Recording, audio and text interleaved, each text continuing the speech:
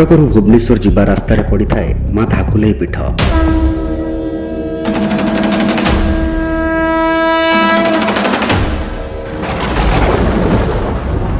कटक जिल्लार प्रताप नगरी रे रही माँ धाकुलेई पीठ। बहु पुरातन कालरू माँ एठी विराजित। लोककथा अनुसार माँ एठारे 600 वर्ष हेब पूजा पाई आसुछंती, किंतु प्रकृत रे से केबेठु पूजा पाई आसुछंती ताहा एबे मध्य रहस्य भितरे रहिछि। किंबदंती अनुसार 600 वर्ष पूर्व एठारे प्राची नदी बहुतला। व्यवसाय करने जाइथिबा जणे साधवक बोईत दिने सेठी अटकी जाइथिला। साधव जनक बोईत काहेकि अटकिला ताहार कारण खोजिथिले। आउ ठीक से समय रे माँ तांको सामने प्रकट होइथिले।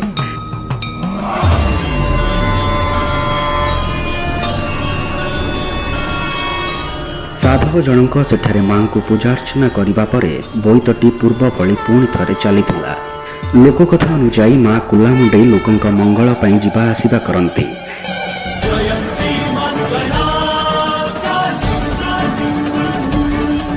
सेइथिपाई माँ को धाकुलेई बोली कहा जाए।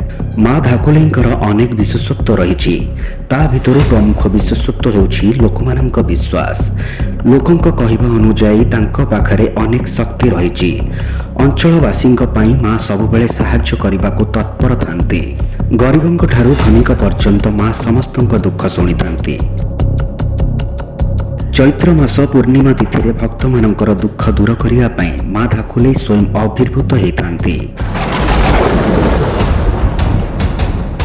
एह दिन पीठरे हजार हजार भक्तंक भीड़ लगे। माँ एह दिन कालिसी रूप में विजय करती एवं भक्त मानकर अधूरा काम को पूरा करिथांती।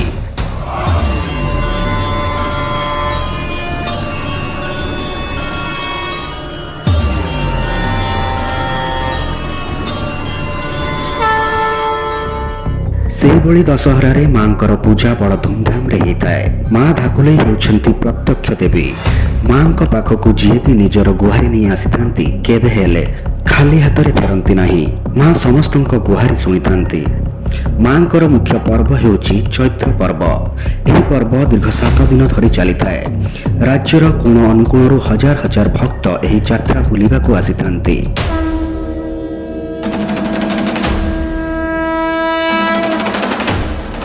आज तो आपण मैंने जानिले माँ धाकुलेईंकर महात्म्य विषय रे।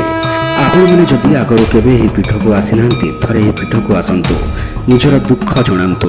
माँ निश्चित भावे आपणक दुख दूर करिवे। कटकरू माँ धाकुलेई पीठ दूरता 10 kilometre, Bhubaneswar दूरता 18 kilometre.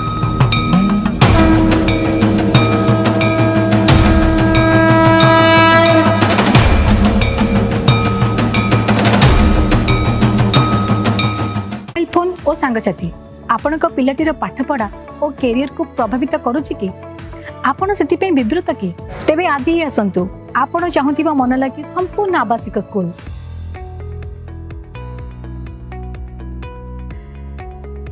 TSC Gurukul Gothapatna Bhubaneswar.